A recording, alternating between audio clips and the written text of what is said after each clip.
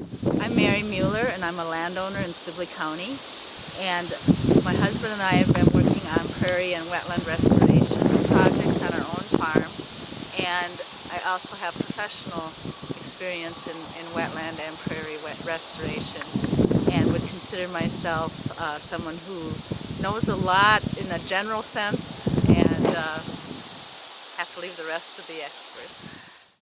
We're standing out in a wetland and prairie restoration on the Mike and Mary Mueller farm, and we got interested in doing wetland and prairie restorations a little bit by accident. I went to college for more agricultural production type work and ended up working for a soil and water conservation district. And in the mid-'80s, when the Reinvest in Minnesota program came out, I found something that just made me fall in love with my work, and that was restoration work. And Mike and I own this farm, actually the one we're standing on not, but right next to it. And it was a family farm. My husband bought it from his parents, who bought it from their parents. So there was a long history, and even further than that, my husband's great-grandfather was born on the farm in Asadi, but it was before there was any ownership of the land by the family. And so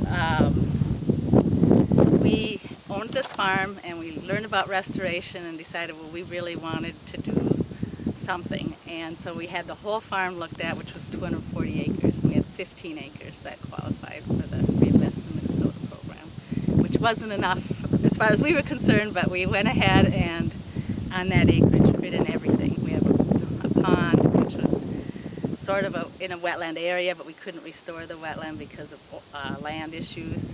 We did some prairie work, we did trees, we did food plots, all in that little area. And it was a lot of fun, and we figured we really wanted to do more, and we started to really watch the programs.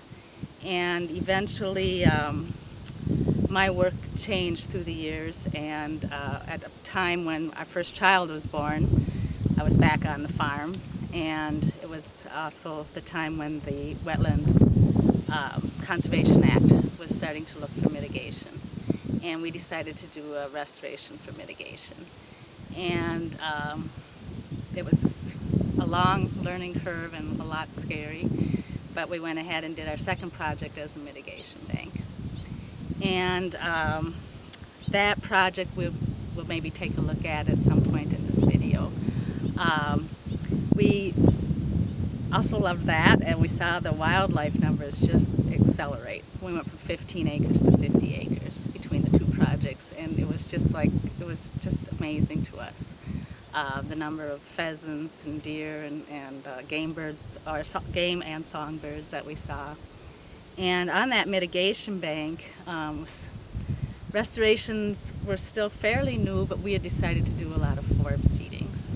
And the thing I discovered that I just thought was the neatest thing is each one of those forbs, where a lot of them had their own insect community that was camouflaged to the plants.